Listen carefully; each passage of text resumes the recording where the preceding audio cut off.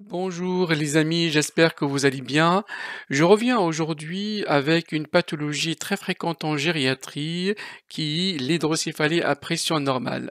C'est quoi cette pathologie? Eh bien tout simplement, l'hydrocéphalie à pression normale est une pathologie neurologique qui se caractérise par la triade de Hakim ou par une triade de symptômes qui est associée à la fois les troubles de la marche, une incontinence urinaire et un syndrome démentiel. Elle est associée également à une dilatation radiologiquement démontrée du système ventriculaire sans élévation objective de la pression intracrânienne. Je vous ai préparé deux questions. La première question est la suivante. Quelles sont les deux formes cliniques de l'hydrocéphalie à pression normale chez le sujet âgé? Je répète la question. Quelles sont les deux formes cliniques de l'hydrocéphalie à pression normale chez le sujet âgé? La réponse numéro 1, il existe deux formes. L'hydrocéphalie à pression normale primaire ou idiopathique en absence d'autres pathologies associées.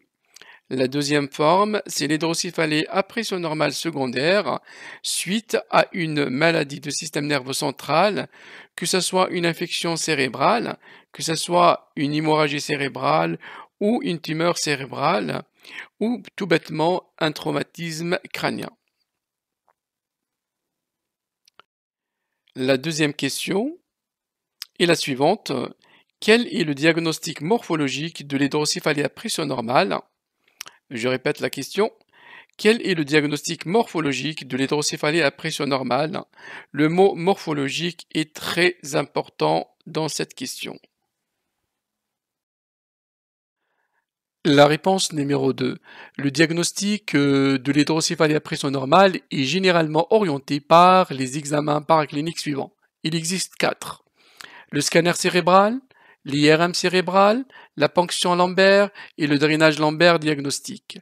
Pour le scanner cérébral, il montre une dilatation ventriculaire disproportionnée par rapport à l'atrophie corticale, avec élargissement des cornes frontales et arrondissement des cornes temporales sans atrophie de l'hippocampe.